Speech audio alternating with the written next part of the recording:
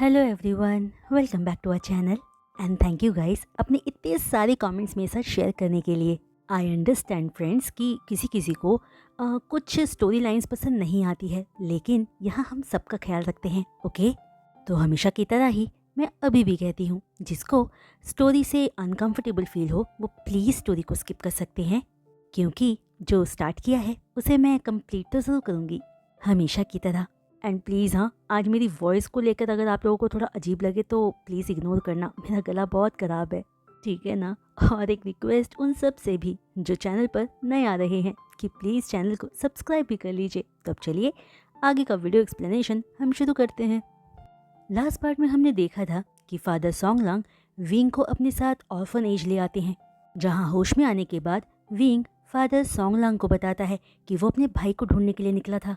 जो बात बताकर विंग फादर सोंगलांग से अपने भाई को ढूंढने के लिए हेल्प मांगता है, जिस रिक्वेस्ट पर फादर सोंगलांग ने विंग से वादा भी किया कि वो वुशन को ढूंढ ले आएगा।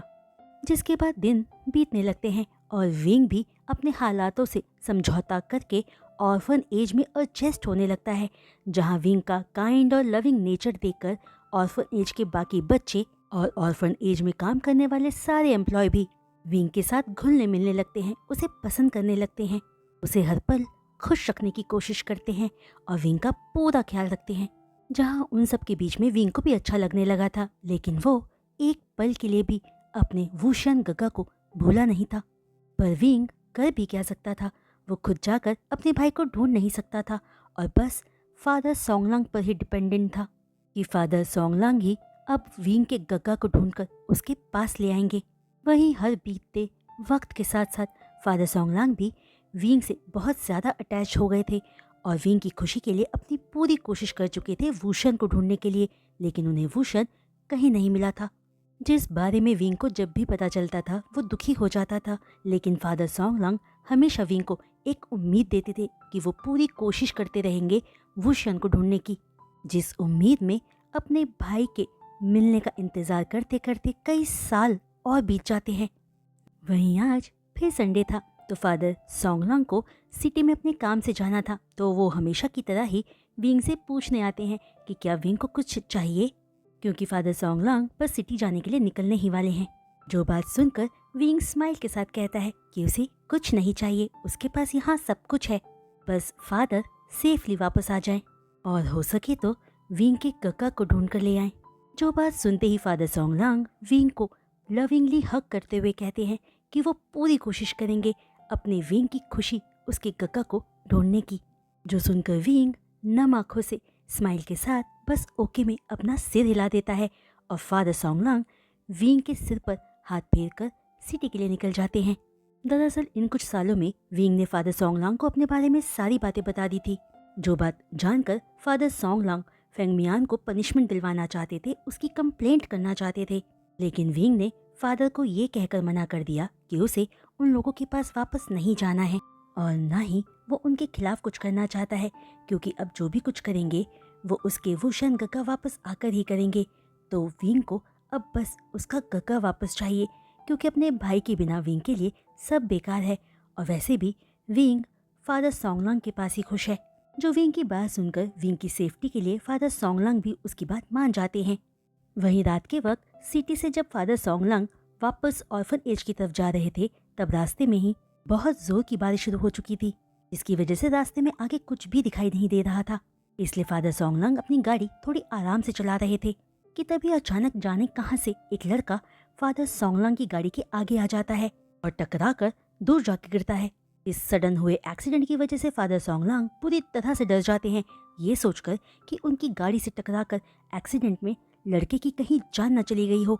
जो बात सोचकर फादर सोंगलांग फौरन लड़के को चेक करने के लिए गाड़ी से उतरकर उसके पास जाते हैं, तो देखते हैं कि उस लड़के के हाथ में गोली लगी हुई थी, लेकिन अंधेरे और बारिश की वजह से फादर सोंगलांग उस लड़के का फेस ठीक से देख नहीं पा रहे थे कि तभी अगले ही पल एक थंडर स्ट्राइक की रोशनी में उस लड़के का चेहरा देखकर फादर सोंगलांग की आंखें फटी की फटी रह जाती है और शॉक में उनके मुंह से चीख निकल जाती है, विंग, ओ माय गॉड। जहां विंग को इतनी बुरी हालत में देखकर फादर सोंगलांग पैनिक हो जाते हैं और सोचने लगते हैं कि आखिर विंग किस तरह अकेला उस जगह पर क्या कर रहा था। और उसे गोली कैसे लगी। जिन सारे सवालों को सोचते हुए फादर सोंगलांग फौरन विंग को गाड़ी में सेफली बिठाकर ऑर्फनेज की तरफ फौरन निकल जाते हैं। वहीं ऑर्फन एज पहुंचने से पहले ही फादर डॉक्टर को कॉल करके जल्द से जल्द ऑर्फन एज पहुंचने के लिए कहते हैं। तभी ऑर्फन एज पहुंचते ही फादर सोंगलांग विंग को ट्रीटमेंट रूम में ले जाकर डॉक्टर से उसे ट्रीट करने को कहते हैं। और बस विंग के लिए परेशान होकर रोने लगते हैं। जिसके बाद वो डॉक्टर, जो फादर का फ्रेंड भी था, वो फादर सोंगलांग को बताते हैं कि विंग ठीक है, बस गोली उसे छू कर निकल गई है। घाव गहरा नहीं है, लेकिन ब्लड लॉस की वजह से वो बहुत वीक है, इसलिए विंग का ख्याल रखना होगा। जो बात बताकर डॉक्टर पूछता है कि आखिर विंग के साथ ये सब हुआ कैसे, जिस पर फादर सोंगलांग बताते हैं कि वो खुद ये सब नहीं जानते, बस रास्ते में विंग उनकी गाड़ी के सामने आ गया था। तो अब विंग के होश में आने के बाद ही कुछ पता चल पाएगा कि आखिर हुआ क्या है। जिसके बाद आपस में थोड़ी देर बात करके डॉक्टर फादर सोंगलांग को विंग का ख्याल रखने का कहकर वहां से चले जाते हैं। और फादर सोंगलांग पूरी रात आंखों में आंसू लिए विंग का पूरा ख्याल रखते हैं। फिर सुबह जब फादर विंग को चेक करते हैं तो विंग की ब्रीदिंग नॉर्मल पाते हैं और उसे पीसफुली सोता हुआ देखते हैं तो राहत की सांस भरते हैं। फिर फादर अपने रूम में आकर फ्रेशन अप होने के बाद फौरन अपने ऑफिस में जाकर अपने ऑर्फन एज के सारे एम्प्लॉयज को बुलाकर बुरी तरह से डांटने लगते हैं कि उन सबके रहते विंग, जो देख भी नहीं सकता है, वो बाहर कैसे चला गया। उन सबको पता भी है कि उनकी लापरवाही की वजह से विंग को गोली लग गई है। और पता नहीं अगर विंग फादर को नहीं मिलता तो ना जाने उसके साथ क्या हो जाता। जो बात बताकर फादर सोंगलांग पूरी तरह से गुस्से में आगे सबको कहते हैं कि उन सब की केयरलेसनेस की वजह से वो विंग को खोते खोते बचे हैं। जो पूरी बात सुनकर सारे एम्प्लॉयज शॉक्ड रह जाते हैं और एक दूसरे को देखने लगते हैं, क्योंकि बीती रात विंग पूरे टाइम ऑर्फन एज में ही था, क्योंकि उसकी स्पेशल कंडीशन की वजह से सब उसका एक्स्ट्रा ख्याल रखते थे और परवाह करते थे। इसलिए वो समझ ही नहीं पा रहे थे कि विंग बाहर कब गया, कैसे गया और क्यों। तभी फादर सोंगलांग के कहने पर सारे ट्रीटमेंट रूम में विंग को देखने जाते हैं, जहां विंग की हालत देखकर वो लोग घबराने लगते हैं, क्योंकि विंग की हाथ में सच में चोट लगी हुई थी। जहां विंग को तकलीफ में देखकर सारे रोने लगते हैं और सोचने लगते हैं कि आखिर उन सबसे ऐसी लापरवाही हो कैसे गई, जिसकी वजह से उनके मासूम से विंग को चोट लग गई है। जो सब सोचते हुए वो सारे ट्रीटमेंट रूम से बाहर आ जाते हैं। वहीं बाहर आकर सारे आपस में विंग के लिए दुखी होकर बातें करने लगते हैं कि उनकी वजह से विंग को चोट लग गई है और अब वो बेहोश है। जहां वो सारे ऑलरेडी विंग की हालत को लेकर परेशान थे, अगले ही पल उन्हें दूसरा झटका लगता है।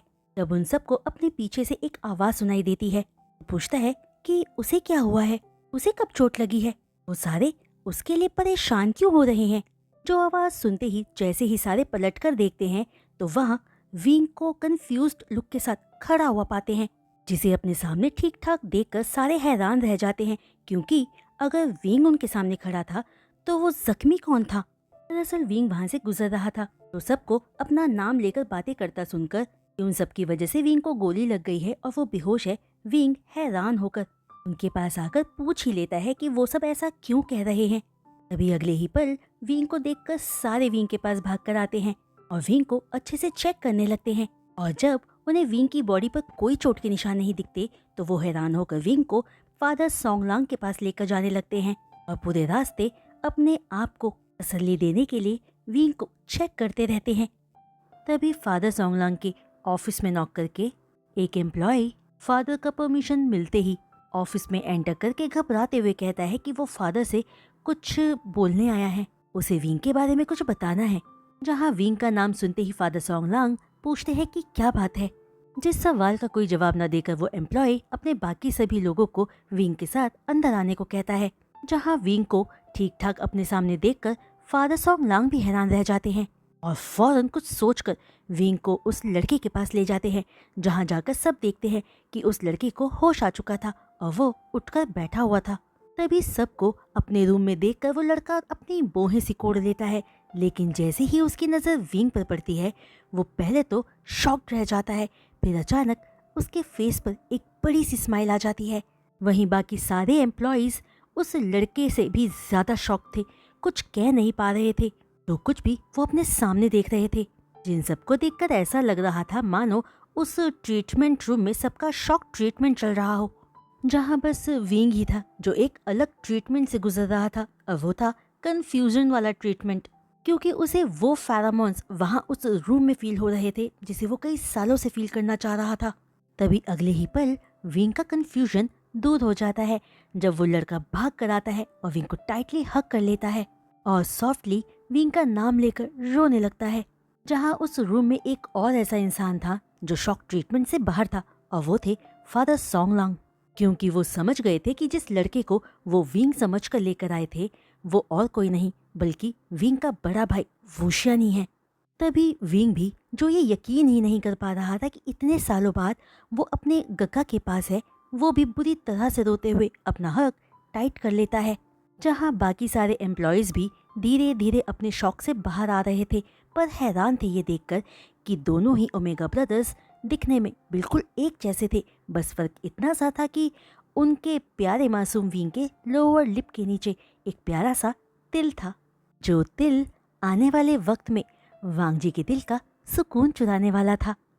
कि तभी फादर सोंगलांग जैसे ही पलटकर अपने एम्प्लॉयज़ की तरफ देखते हैं तो पाते हैं कि सारे ही दोनों भाइयों को रोता देखकर रोए जा रहे थे। तो अपने ऑर्फन एज को सुनामी से बचाने के लिए फादर सोंगलांग सबको उस रूम से जाने के लिए कहते हैं, और सबके जाते ही विंग और वुशियन को अलग करके उन्हें अच्छे से वहां बिठाकर उन्हें पीने के लिए पानी देते हैं ताकि दोनों भाई थोड़ा शांत हो पाए। जहां पानी पीने के बाद विंग फौरन फादर सोंगलांग का हाथ पकड़कर हैप्पीली कहता है कि ये उसका भाई वुशियन है। जिसके बाद विंग फादर सोंगलांग को थैंक यू कहता है उसके भाई को ढूंढ कर लाने के लिए, जिस बात पर फादर कुछ कह नहीं पाते और बस वुशियन को ही देखते रहते हैं, क्योंकि वो सच विंग को बता नहीं सकते थे कि वुशियन को गोली लगी थी। वहीं वुशियन भी अपने भाई को वापस पाकर इतना खुश था कि कुछ सोच ही नहीं पा रहा था। और वुशियन खुश इसलिए इतना था क्योंकि उसे उसका भाई विंग, जिसे वुशियन इतने टाइम से ढूंढ रहा था, वो अब वुशियन को मिल गया था। वहीं दूसरी तरफ फादर सोंगलांग के मन में वुशियन को लेकर कई सवाल चल रहे थे कि आखिर वुशियन को गोली कैसे लगी, वो उस सुनसान जगह पर क्या कर रहा था और अभी तक कहाँ था। लेकिन ये वक्त इन सवालों का अभी नहीं था, ये फादर सोंगलांग अच्छे से जानते थे। इसलिए फादर दोनों भाइयों को अकेला साथ में छोड़कर जैसे ही वहां से पलटकर जाने लगते हैं, वुशियन फादर का नाम लेकर उन्हें रोक लेता है और भागकर फादर को हक कर लेता है। जहां वुशियन का मन तो फादर सोंगलांग को बहुत सारे फेस किसिस करने का कर रहा था उसके विंग का ख्याल रखने के लिए, लेकिन वो बस खुद पर कंट्रोल करके एक थैंक यू बोलता है। वहीं फादर के मन में तो ऑलरेडी वुशियन को लेकर कई सवाल चल रहे थे, लेकिन इससे पहले कि फादर कुछ पूछ पाते, वुशियन एक के बाद एक अपने सवालों की बारिश फादर सोंगलांग पर कर देता है और विंग से जुड़ी सारी इन्फॉर्मेशन फादर सोंगलांग से लेता है, जिस पर फादर सोंगलांग एक एक करके विंग के मिलने से लेकर अब तक की सारी बात वुशियन को बता देता है। जहां विंग पर किए जियांग्स के टॉर्चर की बात सुनकर वुशियन को बहुत गुस्सा आता है और वो जियांग से बदला लेने का अपना मन बना लेता है। वहीं वुशियन के मन में ये भी सुकून था, इतने सालों उसका भाई फादर सोंगलांग के साथ सेफली रहता आया था। तभी फादर सोंगलांग वुशियन से वुशियन के बारे में पूछते हैं कि वो अभी तक कहाँ था और उसे इस तरह गोली कैसे लगी, जिसका जवाब वुशियन नहीं दे पाता और चुप ही रहता है। आखिर वो बोल भी कैसे पाता कि वो खुद एक माफिया के लिए काम करता है, खुद एक माफिया है। जो वुशियन की टेंस्ड एक्सप्रेशंस फादर सोंगलांग उसके फेस पर नोटिस कर लेते हैं और अगले ही पल नॉर्मल टोन में कहते हैं कि वुशियन को उन्हें कुछ भी बताने की कोई जरूरत नहीं है, लेकिन अगर वुशियन चाहे तो अपने भाई को सब बता सकता है, क्योंकि विंग तो उसका अपना है ना। जो बात बोलकर फादर फिर से रूम से बाहर निकल जाते हैं। जहां फादर की सिंसियरिटी देखकर वुशियन फौरन विंग को कहता है कि वो अभी वापस आता है, विंग यहीं रहे। जो कहकर वुशियन फादर के पीछे भागकर जाता है। फादर को फिर से रोककर कहता है कि वो फादर को सब बताना चाहता है। जो बात सुनकर फादर सोंगलांग वुशियन को लेकर अपने ऑफिस में जाते हैं और ऑफिस का डोर अंदर से लॉक करके वुशियन को बैठने के लिए कहते हैं और खुद वुशियन के सामने आकर बैठ जाते हैं। जिसके बाद वुशियन सारी बात बताना शुरू करता है कि जब वेनरोहान के आदमी वुशियन को पकड़कर ले गए थे तो वो उसे अपने साथ उनके अड्डे पर ले गए थे, जहां पर उन लोगों ने वुशियन को मारने का प्लान किया था, जो काम वेनरोहान ने अपने हाथों करना था। लेकिन अचानक वेनरोहान को किसी इमरजेंसी मीटिंग में जाना पड़ा और उसने वुशियन को उससे पहले कभी देखा भी नहीं था, इसलिए वो वुशन को मारने का काम वेन जूलियो के हाथ में देकर अपनी मीटिंग के लिए चला जाता है। वहीं वेन जूलियो के भी 2 बच्चे थे और दोनों ही बच्चे बीटा थे, वेनचिंग और वेननिंग, जो दोनों भी वेन रोहान के लिए ही काम करते थे। तभी वेन जूलियो अपने दोनों बच्चों के साथ वुशन को मारने के लिए उनकी जगह पर जाता है जहां वुशन को पकड़कर रखा हुआ था। जहां जाकर वेन फैमिली देखती है कि वुशन पूरी तरह से अपने भाई के लिए रोए जा रहा था, जो देखकर वेंचिंग को बहुत पेन फील होता है क्योंकि उसका भी एक भाई था। वो अपने भाई से बहुत प्यार करती थी, इसलिए वो वुशन का दर्द समझ पा रही थी। जहां वुशन का पेन फील करके वेंचिंग अपने भाई वेनिंग के साथ मिलकर अपने फादर वेन जूलियो को समझाने का काम करती है कि उन्हें वुशन को मारना नहीं चाहिए, जो बात वेन जूलियो भी मान जाता है क्योंकि उसे भी न जाने क्यों पर वुशन पर बहुत दया आ रही थी। इसलिए वेन जूलियो वहां से सभी आदमियों को चले जाने के लिए कहता है, ये कहकर कि वो अकेले ही वेंचिंग और वेनिंग के साथ मिलकर वुशन को मार डालेगा। और क्योंकि वेन जूलियो वेन रोहान का खास इंसान था, सारे लोग वेन जूलियो की बात मानकर वहां से चले जाते हैं। तभी सभी आदमियों के वहां से जाते ही वेन जूलियो, वेंचिंग और वेनिंग तीनों मिलकर उस रूम में जाते हैं जहां वुशन को पकड़ के बंद किया हुआ था। जहां जाकर वो ऐसे प्रिटेंड करते हैं कि वो वुशन को बचाने आए हैं, जिसके बाद वो वुशन को अपने साथ सेफली ले जाते हैं और वेन रोहान को ये बता देते हैं कि उन्होंने वुशन को मार डाला है, जिस इन्फॉर्मेशन पर वेन रोहान बिल्कुल भी शक नहीं करता क्योंकि उसे वेन जूलियो पर बहुत यकीन था। वहीं वेन फैमिली में आने के बाद वुशन को संभाल पाना तीनों के लिए बहुत मुश्किल हो रहा था क्योंकि वुशन सिर्फ विंग को ढूंढने जाना चाहता था। उसे विंग की फिक्र हो रही थी, वो यहाँ नहीं रहना चाह रहा था। लेकिन वेंचिंग वुशन को संभाल लेती है, उसे समझाने की कोशिश करती है कि इस वक्त वुशन को शांत रहने की जरूरत है, अगर वो बाहर गया तो उसकी जान को खतरा हो सकता है। जहाँ वेंचिंग वुशन को यकीन दिलाती है कि वुशन के लिए वो खुद विंग को ढूंढने जाएगी। दरअसल वुशन एक 12 साल का बच्चा था, इसलिए वेन फैमिली ने उसे ये नहीं बताया था कि वो उसी आदमी के लिए काम करते हैं जो वुशन को मरवाना चाहता है। वहीं वुशन को भी यही लग रहा था कि इन तीनों ने मिलकर वुशन को माफिया से बचाया है। इसलिए वेंचिंग की बात को समझते हुए वुशन भी एक अच्छे बच्चे की तरह उनकी बात मान जाता है। वहीं वेंचिंग ने विंग को ढूंढने की भी बहुत कोशिश की थी, लेकिन विंग उन्हें कहीं नहीं मिला था। पर वुशन ने अपने भाई से मिलने की उम्मीद नहीं छोड़ी थी। उसने सोच लिया था कि जिस दिन वो बाहर निकल पाएगा, अपने भाई को ढूंढना शुरू करेगा खुद से। फिर धीरे धीरे वक्त बीतता गया, हालात बदलते गए, जज्बात बदलते गए और वुशन बड़ा होता गया।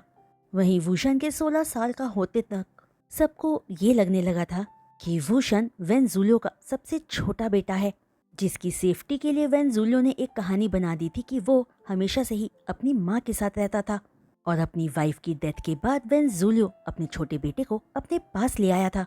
जहाँ कोई भी वेन जूलियो की वाइफ के बारे में नहीं जानते थे, इसलिए वेन जूलियो की बताई कहानी पर सब ने यकीन कर लिया। वहीं इस बीच वुशन चुपके से अपने मेंशन भी गया था विंग को ढूंढने के लिए, लेकिन उसे विंग वहाँ नहीं मिला था। यहाँ तक कि पैसे खिलाकर वुशन ने मेंशन में काम कर रहे सर्वेंट से भी इंफॉर्मेशन निकलवाने की कोशिश की, ये जानने की कोशिश की कि क्या वो सब विंग नाम के किसी लड़के को जानते हैं या नहीं। लेकिन सभी ने ये बोला कि इस नाम का कोई लड़का इस मेंशन में नहीं रहता, वहाँ बस जियांग फैमिली ही रहती है और विंग नाम का कोई भी ओमेगा वहाँ नहीं रहता। जो सारी बात जानकर वुशन समझ नहीं पा रहा था कि वो अपने छोटे भाई को कहाँ ढूंढे। वहीं वुशन अपने भाई के बारे में किसी को बता भी नहीं सकता था क्योंकि अब तक वो एक माफिया के लिए काम करने लग गया था। इसलिए वो नहीं चाहता था कि किसी को भी उसके भाई के बारे में पता चले, क्योंकि ऐसा होने से विंग की जान को खतरा हो सकता था। इसलिए वुशन ने अपने मन में सोच लिया था कि वो अपने तरीकों से ही अपने छोटे भाई विंग को ढूंढेगा। जिसके बाद वेन फैमिली के साथ रहते रहते वुशन ने माफिया वर्ल्ड के बारे में बहुत सारी चीजें जान ली थी। वो पहले से स्ट्रांग हो गया था, बड़ा हो गया था और पहले से बहुत ज्यादा ब्यूटीफुल भी। वहीं वुशन को सबने एक नया नाम भी दिया था, वेन शॉन। और बड़ा होने के बाद इस वक्त शॉन भी वेन रोहान के लिए ही काम कर रहा था, लेकिन उसे ये बात बिल्कुल भी नहीं पता थी कि वेन रोहान ही वो आदमी है जो वुशन को मारना चाहता था और यही वो आदमी है जिसने वुशन के पेरेंट्स उससे छीन लिए थे। वुशन बिल्कुल भी नहीं जानता था कि अब जो उसकी हालत थी उसका जिम्मेदार सिर्फ वेन रोहान ही था, क्योंकि अगर ये बात वूशान को पता चल जाती तो वो कब का वेनरॉन को मार चुका होता, क्योंकि वूशान बेशक एक ओमेगा था लेकिन उसमें पावर, स्किल्स एक अल्फा जैसी थी। वो एक बहुत खतरनाक माफिया बन चुका था। वहीं हाल ही में उसके गैंग का सामना ने होसेंग के गैंग से हुआ था, जहां ने होसेंग के गैंग के साथ फाइट करते हुए वूशान को गोली लगी थी और वहां से खुद को बचाते हुए वो भाग ही रहा था कि अचानक वो फादर सोंगलांग की गाड़ी के आगे आ गया था, जिसके बाद फादर सोंगलांग उसे उठाकर अपने ऑर्फनेज ले आए थे, जहां आकर वूशान की सालों की खोज खत्म हुई थी। उसका भाई उसे मिल गया था, वो भाई जिसके लिए वूशान पल पल तड़पता आया था, उसकी फिक्र करता आया था। जो वूशान की सारी बातें फादर सोंगलांग बड़े ही आराम से सुनते हैं और समझ जाते हैं कि विंग की तरह ही वूशान ने भी अपनी लाइफ में बहुत कुछ फेस किया है, बस दोनों की सफरिंग्स अलग अलग थी। जिसके बाद फादर सोंगलांग वूशान के हाथ पर अपना हाथ रखकर पोलाइटली कहते हैं कि वूशान को इस आश्रम में कोई खतरा नहीं है। फादर सोंगलांग वूशान को सिर्फ विंग के बड़े भाई के रूप में ही देखते हैं, इसलिए वूशान को बुरा फील करने की कोई ज़रूरत नहीं है और वो जब तक ठीक नहीं हो जाता यहीं रहे अपने भाई के पास। जो फादर की बात सुनकर वूशान की आंखों में आंसू आ जाते हैं और वो बस ओके में अपना सिर हिला देता है। फिर उस दिन के बाद से वूशान अपने ठीक होने तक उसी आश्रम में रहता है और विंग के साथ पूरा टाइम स्पेंड करता है, जहां अपने भाई को इतने सालों के बाद पाकर विंग खिलखिलाकर मुस्कुरा रहा था, हंस रहा था, बोल रहा था, बहुत खुश था, जिसे इस तरह देखकर ऑर्फन के सारे लोग बहुत खुश थे। साथ ही वूशान के ऑर्फन एज में रहने से बाहर का सारा खतरा भी टल गया था। जिस बीच विंग ने कई बार वूशान से पूछा था कि इतने सालों वो कहाँ था, वो क्या करता है, लेकिन वूशान ने कुछ भी विंग को नहीं बताया था। वो हर बार बात को टाल दिया करता था, लेकिन अब वूशान ठीक हो चुका था, उसे वापस जाना था, इसलिए वो विंग को सब सच बता देता है, जो कुछ भी उसके साथ हुआ था। जो सारी बात जानकर विंग हैरान रह जाता है। तभी वूशान विंग को यकीन दिलाते हुए कहता है कि वूशान अभी विंग को अपने साथ नहीं ले जा सकता है। विंग अभी बस 16 साल का है, तो जब विंग 18 साल का हो जाएगा तब वूशान उसे अपने साथ ले जाएगा। तब तक विंग इसी ऑर्फन एज में ही सेफली रह सकता है। जिस पर विंग कोई रिस्पॉन्स नहीं देता और चुप ही रहता है। फिर वूशान इस बारे में फादर सोंगलांग से बात करने जाता है, तो उसे फादर सोंगलांग से पता चलता है कि उस ऑर्फन एज का एक नियम था कि वहाँ सिर्फ 16 साल तक के ही बच्चे रह सकते थे और उसके बाद सभी को इंडिपेंडेंटली अपनी लाइफ जीने के लिए ऑर्फनेज छोड़कर बाहर जाना ही पड़ता था। जो बात वूशान को जब पता चलती है तो वो फादर सोंगलांग से रिक्वेस्ट करता है विंग को अपने पास और 2 साल रख लेने के लिए, क्योंकि विंग फादर सोंगलांग के पास ही सेफ रह सकता था। जिसके बाद वूशान फादर सोंगलांग से कहता है कि वो 2 साल बाद आकर विंग को अपने साथ ले जाएगा किसी अच्छी जगह पर, जिस रिक्वेस्ट को फादर सोंगलांग भी मान जाते हैं, क्योंकि एक तो वो विंग को बहुत प्यार करते थे, अपना बेटा जैसा मानते थे, और दूसरा विंग देख नहीं सकता था, तो फादर सोंगलांग खुद विंग को लेकर रिस्क नहीं लेना चाहते थे। जहां फादर सोंगलांग की हाँ सुनकर वूशान को राहत की सांस मिलती है और वो फादर को थैंक यू बोलता है। जिसके बाद वूशान विंग के साथ थोड़ा टाइम स्पेंड करके वापस अपने वेन फैमिली के पास चला जाता है। जिस दिन के बाद से वूशान को जब भी वक्त मिलता था वो विंग के पास आकर उसे मिलके जाया करता था। दोनों भाई बहुत अच्छे से साथ में टाइम स्पेंड किया करते थे, जिन्हें हैप्पी देखकर फादर सोंगलांग को भी बहुत अच्छा लगता था। तो फ्रेंड्स, आज का ये वीडियो एक्सप्लेनेशन मैं यही रोकती हूँ और उम्मीद करती हूँ कि आप सबको आज का ये वीडियो एक्सप्लेनेशन पसंद आया होगा।